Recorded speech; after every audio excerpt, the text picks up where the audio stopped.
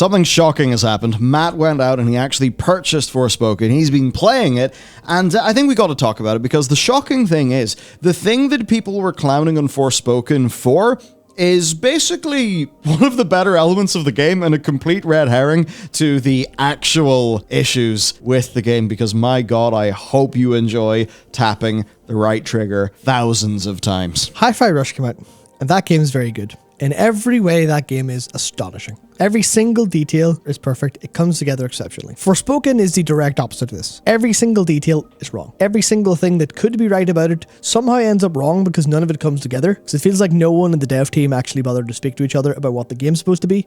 No one drew up a design document or had any idea what they were making. No one understood the assignment in the slightest, to the point where I would rather play a handful of Ubisoft games than continue playing Forspoken, though I will have to do so for some combination of, I think, masochism and science, because I swear this is... You also bought it at full price.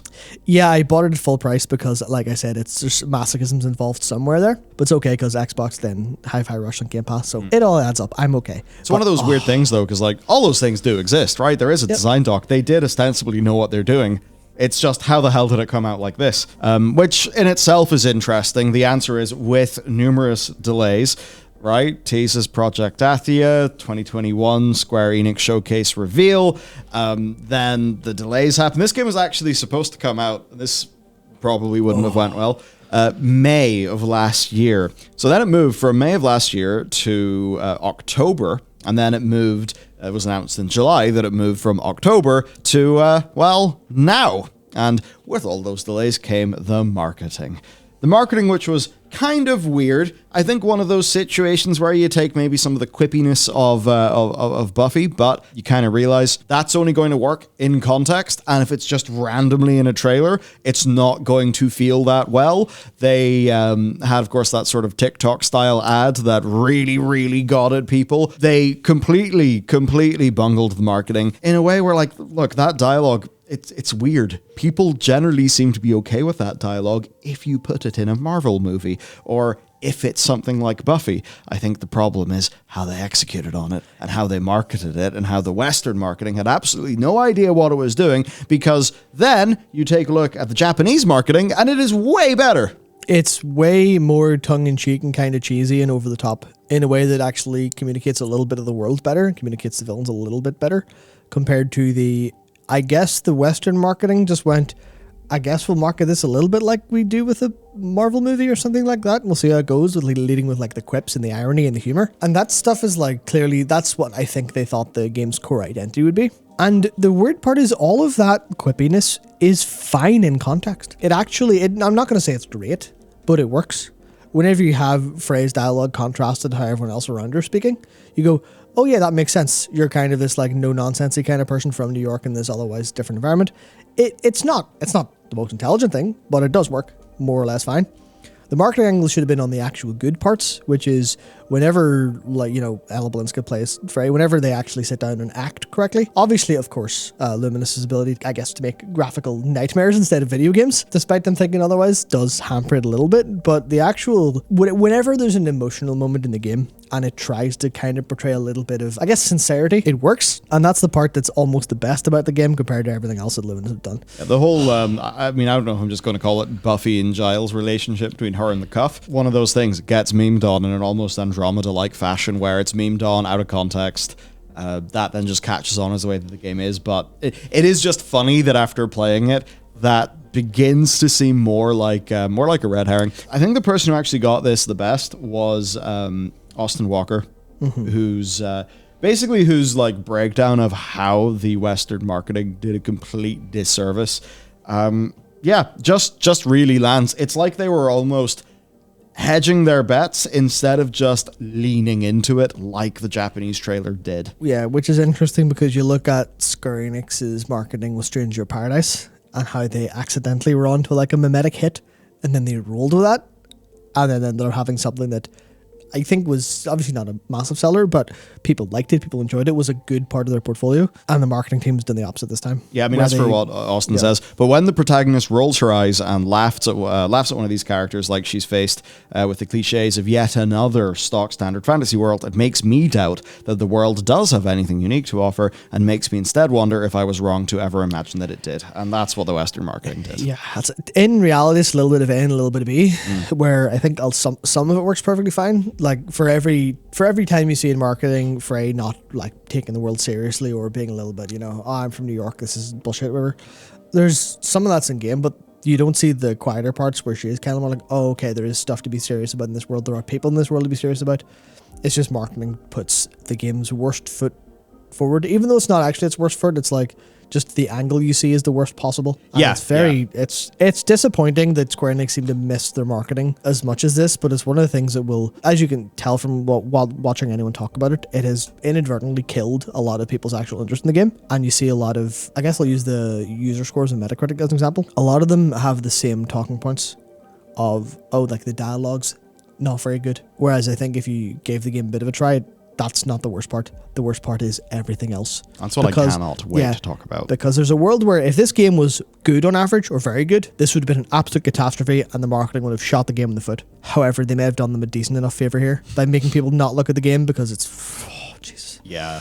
So then things get weird with the review code, which does actually go out to loads of reviewers, but just notably doesn't go to some until like launch day, which then leads us to the critical reviews. So a nice little 69 top average, 27 recommending, and a big spread, a really big spread. I've got to think that maybe reviewers who are very technical in their analysis of a combat system will probably be marking this very lowly. Yes. Whereas I think reviewers who, I don't know, just don't give a shit about that stuff, maybe will be a bit more generous. But yeah, massive sort of spread, I think ranging from fine to excellent, which has been really odd to see, given looking at the game and really it looking quite rough. And of course, you knowing that it plays fairly terrible. Yeah, it's like the Stockdale from Eurogamer says, there's misgivings about Frey's backstory and divisive dialogue. They've created one of the more engaging heroes I've seen for some time. There is truth to that. It takes a while to get to that truth because by design, the character is very unlikable at the beginning. And then that improves over time. And then that improves with, if you look at the voice actor for Cuff, in IMDb, there's a pretty extremely major spoiler. That is interesting, but you can see like the relationship developing there in an interesting way. And going forward, okay, that's actually fine. They talk about robust character development, detailed world building, stylish combat. Yeah, stylish combat is the only way to describe it. It looks cool. Yeah, one of my favorite snippets from the pro reviewers is, this is about the combat system, but it feels dated even in comparison to its inspiration, 2016's Final Fantasy 15. It's incredible that they made a spiritual successor to Final Fantasy 15 in combat and made it worse. That is the crowning achievement. It is impressive to make a game this bad in terms of controls. But I think the way I can sum up a little bit of the reviews overall is that the world building of Athia is fine. It's just a lot of it's buried in lore books and very little of it happens in you actually playing the game, which is, I guess, standard for a lot of these things where the game as a whole doesn't come together. The combat looks kind of flashy on the outside and there's a lot of options. It's just none of the options blend together in the way that you would expect for a very good character action game like Hi-Fi Rush. It just doesn't ultimately work. When it comes to the open world stuff, it's so outdated, it's unbelievable. Like in the fact that this game comes out almost directly a year after Elden Ring, which basically reaffirmed in people's minds what an open world game could feasibly be without relying on all of the old game design tricks of Ubisoft that have poisoned video games, for lack of a better word. I feel like Forspoken is just a bad Ubisoft game in so many ways. They don't understand half of why they put things in the game. They put them there for stuff to do and go, I guess it'll work. I mean, seeing the combat footage has been just something else. So yeah. Oh boy, it's like where do we even start? I mean, the whole R2. So basically, this is a game about parkour dodging things while you throw pebbles. And it's almost fully automatic dodging as long as you're actually actively parkouring. Except for the unblockables, which is just run away fast to get away from. Yeah, even was it the first boss? I forget what it was. There's a lot of little underground dungeony bits that feel procedural, but they're not. They're just like basically Also what you want to hear. You know, they're likely just automatically generated and bosses thrown in, enemies thrown in randomly for them, and then they save that and shape it as the build. Like this boss, the Lesser Gigas, just does. It has 2 attacks. One is a close range melee, but you only have ranged abilities when you fight it, so you're far away. So all it does is this unblockable leap over and over and over again. And the only way to deal with it is to sprint away at full speed. So you see it started, you have to stop pressing your attack button and run away. And then you just press your attack button until it does again.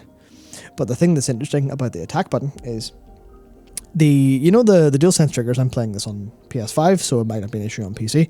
But the DualSense triggers have weights to them that the developer can assign for different things. And this is great for your you've got a bow, so there's a little bit of adaptive resistance to pulling the string back. It feels good. It's honestly slightly revolutionary for video games. And they use it wrong here, where you end up having to tap R2 a lot. And they have it weighted really heavy for some reason. So your finger just gets tired from tapping it loads. And it really is a lot of tapping. Yeah. So you think, well, why not just hold it to auto fire? Because holding is to charge. But when enemies get aggressive, you don't have time to charge half of your attacks. And this is the first 5 or 6 hours of the game before you unlock a melee combat, which is all the same usability issues and control issues. Literally bad controls. It is such an amateur game compared to anything else I've seen recently. It's shocking. For a team of professionals. Luminous truly is they're a funny bunch. They're hilarious, not in a good way. All style, no substance, right? You look at the whip and just a few of those things, and it's yeah, fine. That's there's particle effects here. It sounds good, but it's interesting on paper. A lot of it is interesting on paper. There's stuff when you get the melee combat, there's a ability that works at any time, such as L1, R1, and square, and you zip, and it'll automatically swap to your fire stuff, which is your melee.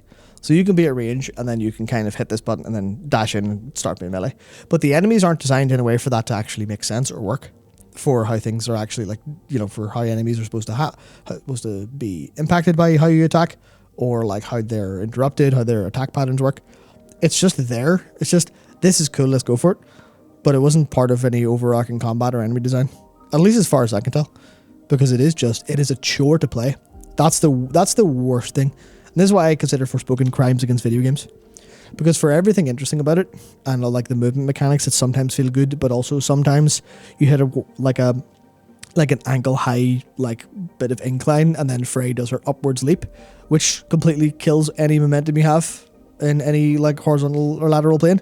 So you just go up and then you just have to wait for it to land back down before you start sprinting off again. But then they have shimmies where you do a little jump and then you tap X at the right time and you get a speed boost. And then you tap or circle again for a speed boost and you get nice little, I'm having fun going around really fast. And then you get into combat and you go, why is this anti-synergetic or synergistic with any of your game design? Why is parkouring in combat shit? Why is it that's supposed to be a fun part? It's supposed to be, let's get new positioning on these enemies. Except none of it matters because you just tap your button, and then the balance of that is also off because, of course, it's an open world. How do you reward players for exploring the open world? Upgrades, stats, crafting, gear, things you can unlock to give yourself 5% extra damage while your surge magic is fully charged. Now that's interesting. That is game changing. I don't know if I could actually lace any more sarcasm in my voice here, but it is really profound how much it fights against itself. And I think if this is why I actually don't regret buying it and playing it, because I know what a bad video game looks like more than I ever have before in my life, because I'm sitting and I'm thinking this is horrible. And now every time I open, because I played Forspoken for a couple hours last night, and I was right, it's time for bed, and I was like, I can't go to bed, I'm too annoyed, I have to play Hi-Fi Rush for an hour. And I enjoyed it so much more because I'm like, oh, this is a good game. It's like they just went and made all these elements in isolation. Yeah. It's so weird. Yeah. Now, unfortunately, if we hop over to Steam, we're at a cool... Now, I think it was 40-something when I looked at it last, but no, it's at 52% on Steam, which is bad, to be clear. That's bad. When you look at the negative reviews, though, there's a lot of culture war stuff, so, a lot of the usual... that stuff's annoying. That's red herring. No. It's so distracting because otherwise, there's nothing wrong with how Frey is inherently portrayed or how that, character actually is. A character can be unlikable at its starting point and change. Yeah, it's very much, it feels because obviously I'm not that far into the game. I've played about 8 hours of a 15-hour game apparently, but I'm taking it slowly, so I think the game might just crash to an end, unfinished, based on what I've heard from people. Oh no! But as far, which is exactly what Final Fantasy 15 did as well. Yep. So Luminous Productions need taken out and shot in Minecraft. But I think there are issues with Frey's character at the beginning that are promised to be resolved as part of a character arc. It shouldn't feel like a brave decision. Maybe that's just some of the cultural stuff around it and people's expectations of what writers do. But these people have definitely done a better job in the writing room than I had originally expected. And I think people are like maybe not giving that exactly the benefit of the doubt because they have expectations set up from the marketing, from the opening of the game, having this really stupid problem with a bag of life savings that you ignore. Oh, that's so stupid. Because Stephanie Sterling tweeted about it, and people were like, not defending this, here's how this happened. This is clearly like an issue. Rhiannon Pratchett, I think. Yeah, Rhiannon Pratchett was like, yeah, here's how this stuff can happen in development. But to the end user experience, it is Frey's an absolute moron. Why'd you not pick up your bag of life savings before it burned? You could have picked it up. You absolute buffoon. Well, I mean, per the gathering mechanics in the open world, yeah, she should have been able to just hook her hand down as she goes to find Homer the cat. Yeah. It's one of those things where I think what happens is the player feels trapdoored. Yeah. And when, like, one of the most important things for us to avoid in the narrative design of The Pale Beyond, which is the game that we've made and is coming out next month, but it's not to have, like, annoying narrative trapdoors that feel, where the player just feels like, oh, the game is stupid or I've been duped. So that's one of those, like, that is so amateur. That is such amateur narrative design. It is shocking. It's and it's probably like it's not the writer's fault. This is stuff being implemented into the game, right? You could have all those same voice lines and the exact same end outcome happen. I imagine they probably wanted to characterize her because, like, she's got a criminal background and stuff, so they probably wanted to ensure that, she is that thief, but she's got that heart of gold, and that's what makes her likable because she chooses the cat over the money. But it doesn't really come off that way in the game. Yeah, she just seems like a complete and utter buffoon. Yeah, that's basically it. Yeah. So they completely managed to undercut their protagonist. If they had a situation where she had to make a choice between Homer and a perhaps bag of money that is in the middle of catching fire, then maybe you could have had something there. But no, the way that's just sloppy implementation. And ultimately, this is the sort of thing where iterations of playtesting should pick that up, and that should be reworked and solved very easily. That's the bit that shocked me the most. So the fact that this game was delayed by almost a year, and this wasn't picked up, makes me wonder how terrible this was a year ago. I can't imagine how awful development in this has actually gone. And there's so much more to talk about with like narrative issues and even narrative promise, where there's a lot of the writers seem to have understood exactly what isekai is more than I think a lot of isekai properties tend to, because of they literally have Alice in Wonderland on her coffee table and she reads it and talks about it, but they understand it more than most. It's just that doesn't come into the game at all. There's a whole big thing of I'm sitting playing going, is Athia more literally Wonderland in the sense that why are there all these real world analogies in this? Could this ultimately be a dream that she's having? Probably. I haven't finished the game. Maybe it is.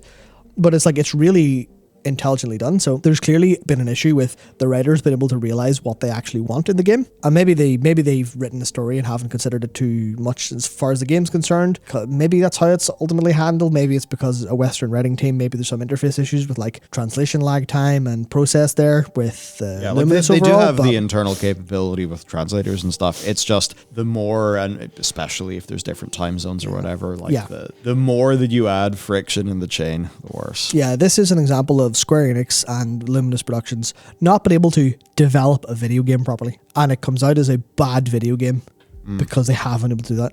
Now, it probably wouldn't be a surprise to anybody that this is, this along with Anthem, they feel like peak mid-development cycle reboot games, and this is where we go to Alex Donaldson, who said, one thing I will say about Forspoken, since I'm not reviewing it and RPG Site hasn't had code, is this is a game that, for better or worse, really changed form multiple times during development, especially after Tabata left Square Enix.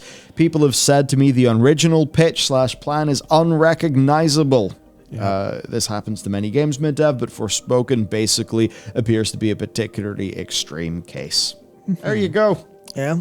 That's, pretty uncomplicated, but absolutely the shoe fits. right? Yeah, especially when you look at like the Agnes Philosophy tech demo and you see, oh, this clearly started out as Final Fantasy Agnes Philosophy, and then 10 came years and delivered ago. things.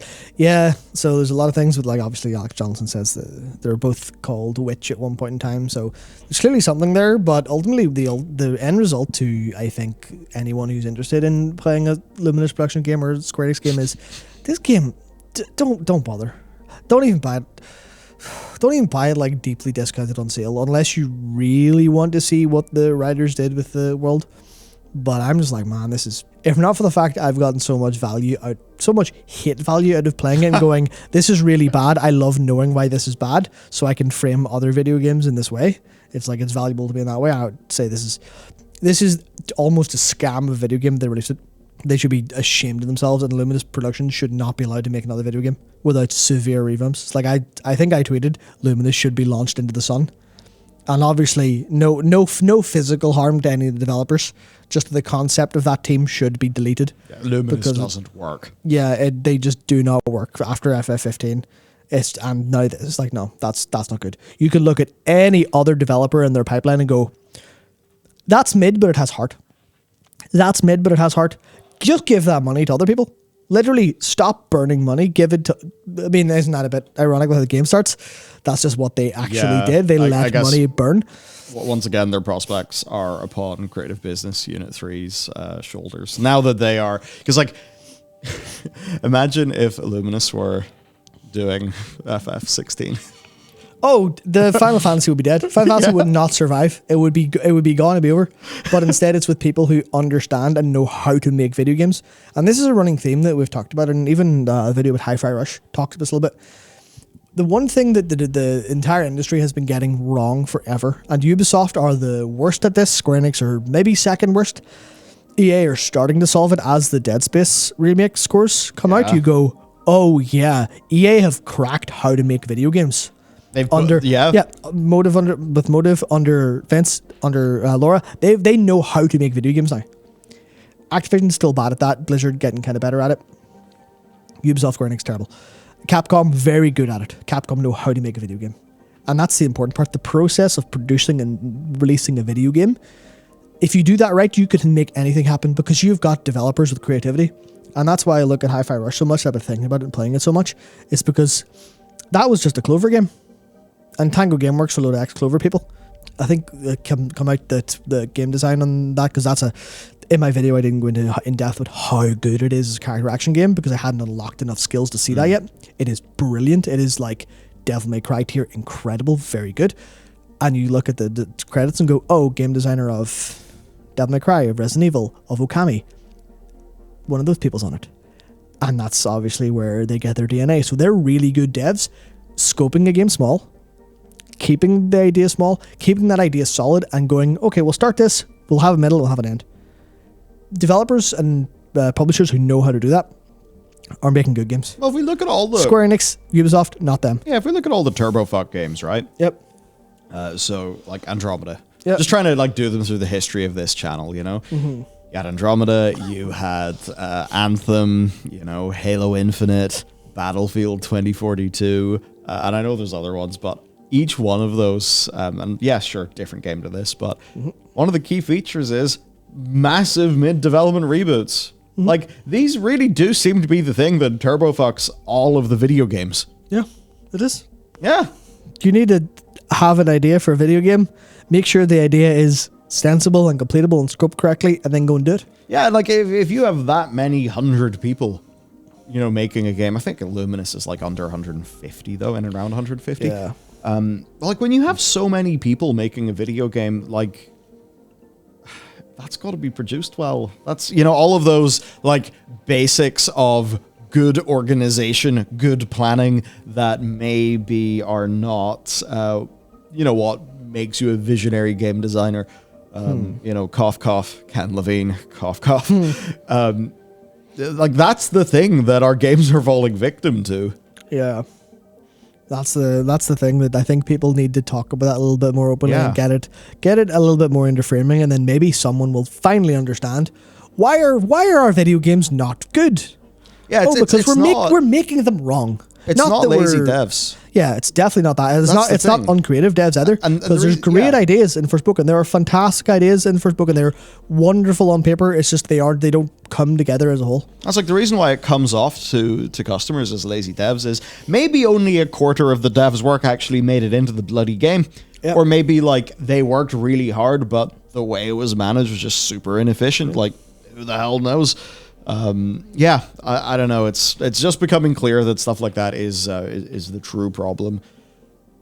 Forspoken. Well, look, I'm at least glad you've got somewhat your enjoyment out of your money. I will maybe platinum it out of spite, but it will be out of spite. That is because I'm so very dysfunctional. good. That is so dysfunctional.